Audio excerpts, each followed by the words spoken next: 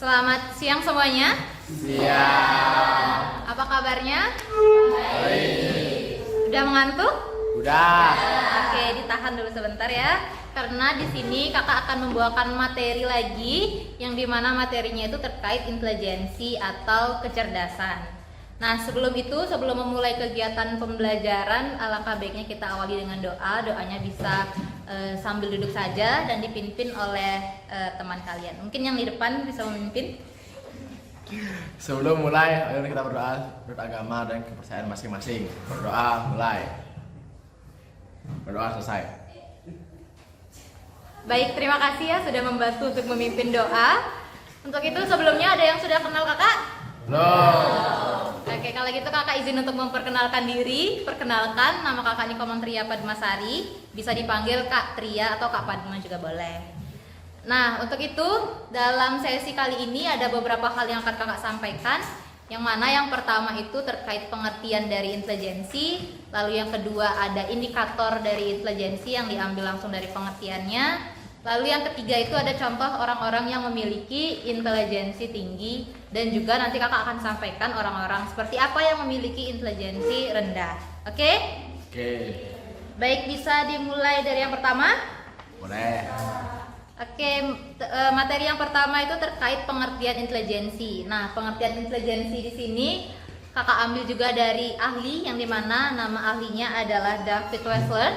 Nah, David di sini menyatakan bahwa intelijensi adalah kemampuan untuk bertindak secara terarah, berpikir secara rasional, dan menghadapi lingkungan secara efektif. Nah, dikatakan di sini bahwa intelijensi itu akan berkaitan dengan berpikir, bertindak, dan juga lingkungan. Nah, dalam pengertian ini kakak langsung saja masuk ke dalam indikator-indikatornya, karena setiap indikator dari intelijensi ini diambil dari pengertiannya. Nah, untuk itu indikator dari intelijensi di sini ada 3, yang mana yang pertama itu terkait kemampuan untuk bertindak secara terarah, lalu yang kedua ada berpikir secara rasional, dan yang ketiga menghadapi lingkungan secara efektif. Nah, untuk itu apakah perlu dijelaskan setiap indikatornya? Oke. Di pengertian pertama terkait indikator yang pertama adalah kemampuan untuk bertindak secara terarah. Nah, hal ini dapat diartikan sebagai hal yang merujuk pada kapasitas individu untuk menentukan tujuan yang jelas, mengambil langkah-langkah yang konsisten serta terencana untuk mencapai tujuan tersebut. Untuk memperjelas dari pengertian indikator ini juga ada contoh-contohnya.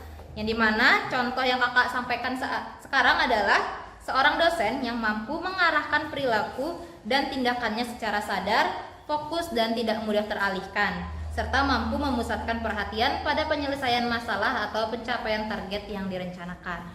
Itu untuk pengertian indikator yang pertama. Kemudian kita lanjut untuk indikator yang kedua, yang dimana indikator kedua ini adalah indikator berpikir secara rasional. Nah, berpikir secara rasional ini adalah kemampuan seorang individu untuk dapat menggunakan logika, fakta, dan data dalam proses pengambilan keputusan atau pemecahan masalah. Dan juga dalam indikator ini, seseorang yang berpikir rasional mampu menganalisis situasi secara objektif, mempertimbangkan berbagai alternatif, dan memilih solusi yang paling masuk akal berdasarkan penalaran yang sehat dan dapat dipertanggungjawabkan. Lalu yang terakhir adalah indikator yang ketiga, itu adalah menghadapi lingkungan secara efektif. Nah, mungkin menghadapi lingkungan secara efektif ini menjadi hal yang paling kalian alami, yang dimana menghadapi lingkungan secara efektif adalah kemampuan untuk menyesuaikan diri dan merespon berbagai situasi atau tantangan yang muncul di lingkungan sekitarnya dengan cara yang tepat dan efisien. Dalam indikator ini, seseorang yang efektif dalam lingkungan mampu beradaptasi dengan perubahan, mampu memanfaatkan sumber daya yang ada, serta mengetahui cara mengatasi hambatan atau masalah yang dihadapi sehingga dapat menghasilkan hasil yang optimal. Untuk pengertian dari intelijensi dan indikatornya apakah sudah jelas? Sudah.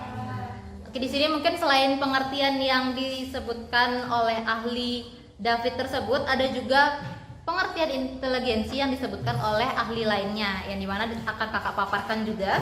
Yang dimana di sini itu ada pengertian menurut Muhyiddin Shah. Nah, Muhyiddin ini sendiri mengartikan intelijensi sebagai kemampuan psikofisik untuk merespon rangsangan atau menyesuaikan diri dengan lingkungan melalui cara yang tepat. selain pengertian sebelumnya, pengertian ini pun ada indikator-indikatornya, yang dimana indikator yang pertama itu adalah kemampuan psikofisik untuk merespon rangsangan. Kemudian indikator yang kedua adalah menyesuaikan diri dengan lingkungan melalui cara yang tepat. Dan dari definisi ini bermaknakan bahwa intelijensi individu melibatkan aspek fisik, psikologis, dan menghadapi situasi dan perubahan di lingkungan sekitar.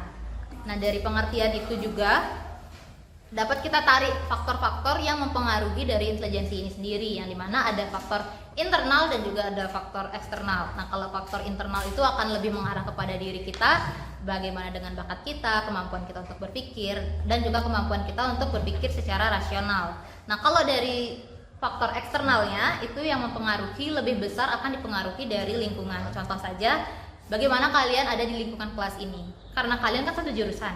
Ya. Pasti lingkungan kalian mempengaruhi bagaimana cara belajar kalian, entah itu jurusan ini yang kalian minati ataupun yang tidak kalian minati. Ya. Oke, bisa dipahami? Bisa. Untuk selanjutnya kita akan beralih ke contoh orang yang memiliki apa? Intelektual. Ya, yang memiliki intelijensi tinggi. Oke, di sini kakak ada satu orang contoh. Kakak tidak mencari contoh yang jauh-jauh karena di sini kakak menggunakan contoh dosen kakak sendiri. Nah, untuk itu apakah tadi waktu rombongan kakak datang kalian ada ngelihat seorang dosen? Ada. Ya. Nah, dosen tersebut bernama Profesor Dr. Iketut Darsana MPD Cons. Oke? Sudah? Lulus mantri ya? Dilihat dari gelar-gelarnya sudah menggambarkan bagaimana intelijensi yang dimiliki oleh beliau. Nah, beliau adalah seorang dosen yang memiliki intelijensi atau kecerdasan tinggi. Nah, beliau adalah seorang yang menjalani pendidikan dari tingkat rendah hingga tinggi dan mampu menjadi seorang guru besar di jurusan bimbingan konseling. Beliau mampu membuat inovasi-inovasi baru dalam banyak hal, terkhusus dalam bidang tes psikologi. Kalian mengetahui tes psikologi? Jaman. Oke, itu kayak ada tes kemampuan terkait minat bakat, yang itu kan tahu. Nah, beliau juga selain sebagai dosen, selain sebagai guru besar dan juga pengajar di Universitas Pendidikan Ganesha, beliau juga berperan dalam penyusunan tes-tes tersebut. Jadi bisa dikatakan beliau memiliki beberapa tes yang bisa digunakan untuk mengukur IQ kalian. Kalau IQ tahu? Tahu. Nah, itu juga bisa. Selain itu juga, karena kita tadi sudah melihat contoh yang dari kakak sendiri, apakah dari kalian ada sekiranya terbayang seorang yang memiliki intelijensi tinggi? Ada. Ya, satu B.J. Habibie, yang lain? Albert Einstein. Oke, kenapa? Karena dia membuat apa itu namanya lupa. Oke, nanti dicari tahu lagi ya. Ada yang lain? Tidak? Bisa saja kalian mencontoh guru kalian di sini, bapak kepala sekolah, Bu Ode. guru BK kalian. Oke, Bu Ode itu guru Wali kelas kita. wali kelas. Nah, itu juga bisa dicontoh. Kalau baca. Nah, karena kalian sekarang sudah terbayang siapa saja yang memiliki intelijensi tinggi dan bagaimana seseorang yang memiliki intelijensi tinggi, selanjutnya kakak akan memberikan kalian video indikatornya. Karena tadi kan sudah dijelaskan indikatornya, sekarang kakak akan memberikan video indikatornya, yang dimana ini akan dimulai dari indikator yang pertama. Bentar ya. Nah, indikator yang pertama itu terkait kemampuan untuk bertindak secara terarah. Kita bisa saksikan bersama-sama, yang dimana video ini, untuk video indikator itu ada dua, ada video positif dan juga video negatifnya. Video positif berarti dia yang menggambarkan indikatornya. Kalau video yang negatif dia yang menggambarkan hal sebaliknya. Oke, kita awali dengan yang positif terlebih dahulu, yaitu kemampuan bertindak secara terarah. Bisa dilihat ya.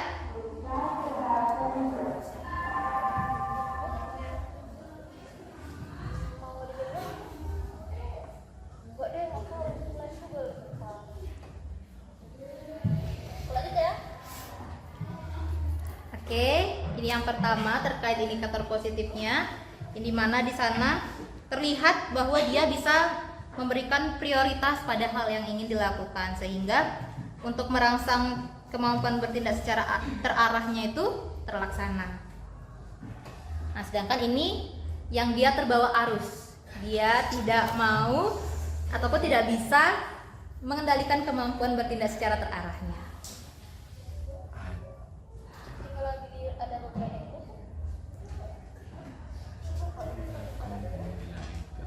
dia lebih cepat terpengaruh. Mungkin kalian juga kalau belajar kadang-kadang ngelihat medsos terpengaruh kan? Iya, Nah, itu betul sekali. harus kalian pelajari, harus kalian ingat. Oh, ternyata itu tuh indikator negatif dari berpikir secara terarah.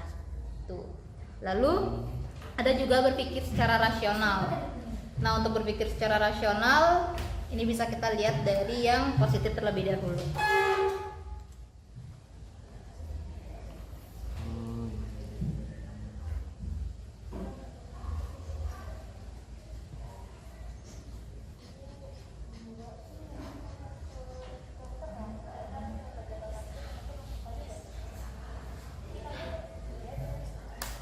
Oke, dari video yang berpikir secara rasional ini menggambarkan bagaimana seseorang dia tahu dia tidak bisa di jurusan temannya, tapi dia bisa di jurusan orang lain.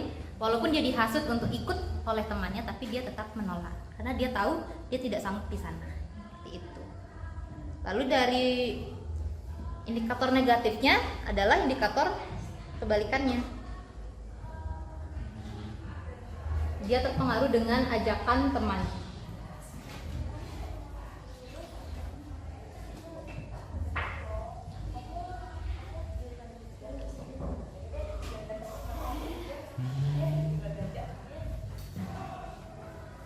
Oke.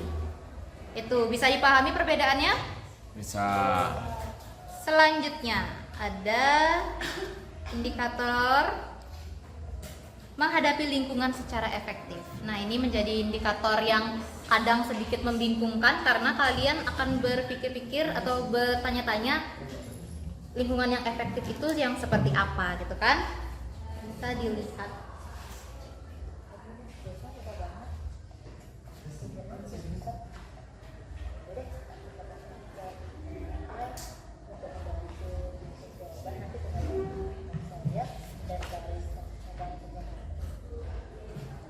Oke. Nah, di video yang positif itu menggambarkan bagaimana sekarang kita ada di perubahan zaman, di lingkungan yang berbeda dengan lingkungan kita yang dulu, tapi masih bisa mengikuti kegiatan-kegiatan lainnya dengan memanfaatkannya secara efektif. Nah, kalau sebaliknya, kakak rasa kalian juga sudah tahu apa endingnya.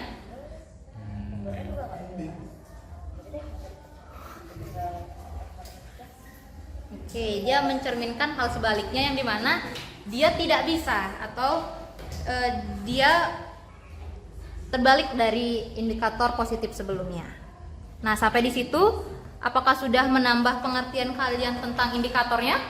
Nah, Oke, setelah kalian mengetahui itu, karena tadi ada contoh orang yang memiliki intelijensi tinggi, dan setelah menonton video indikatornya, kakak juga akan sampaikan perspektif seseorang yang memiliki intelijensi rendah.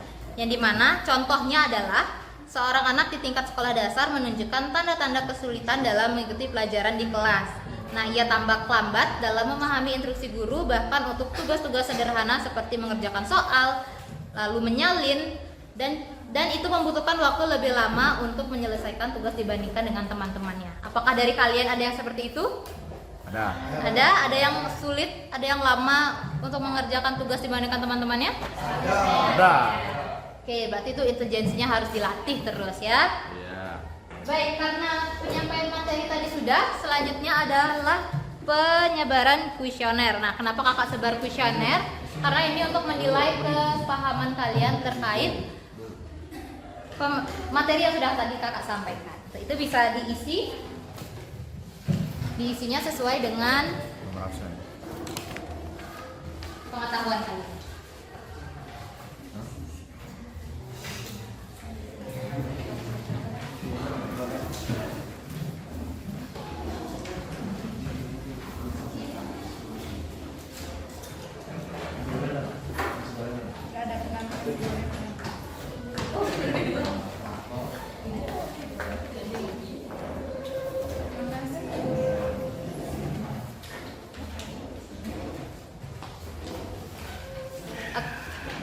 Oke, sudah semuanya mendapatkan kuesioner? Ya. Silakan kuesionernya dikerjakan, bisa diisi nama, absen, dan juga kelasnya. Dijawab sesuai dengan sesuai dengan kemampuan kalian sendiri ya. Iya. Oke, silakan dikerjakan. Waktu pengerjaannya 3 menit. Tapi dikerjakan tetap pelan-pelan.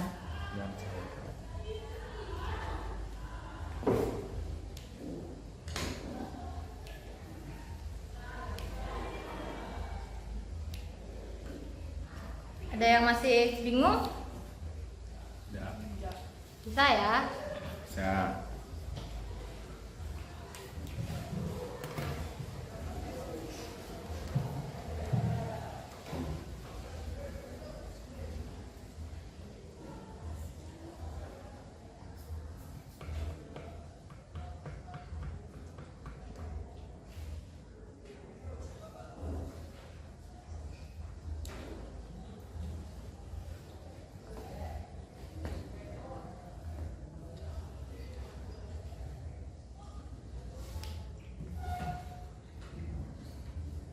Oke, ada yang sudah selesai?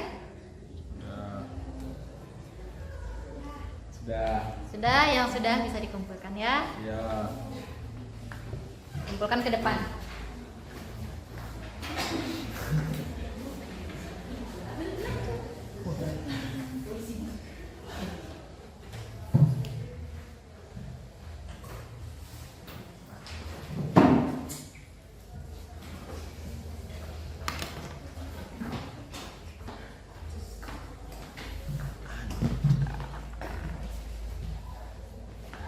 Oke, karena kuesionernya sudah dikumpulkan semua, untuk sesi selanjutnya adalah kita memasuki sesi kesimpulan atau sesi terakhir. Nah, ada yang mau menyimpulkan? Yang di depan? Disimpulkan sesuai bahasa kalian sendiri saja, tidak apa-apa. Atau mau kakak yang menyimpulkan? Boleh lah, saya bagian- Oke. saya bagian. Kalau gitu kakak simpulkan ya secara sederhana bahwa intelijensi ini adalah sama dengan kecerdasan, yang dimana setiap orang pasti memiliki kecerdasannya sendiri. Namun untuk dapat mengukur kecerdasan kalian tentu diperlukan banyak-banyak berlatih ya. Dan selain itu juga dari indikator yang kakak sampaikan tadi juga bisa membantu kalian dalam mengembangkan intelijensi kalian.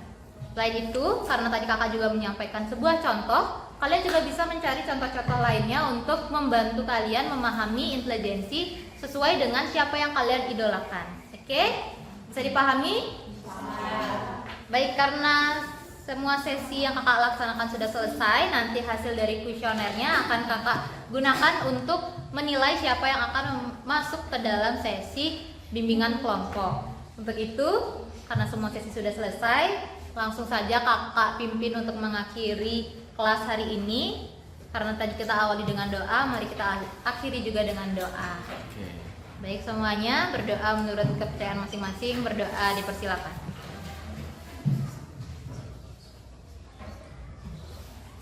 Berdoa selesai. Terima kasih semuanya. Terima kasih kembali.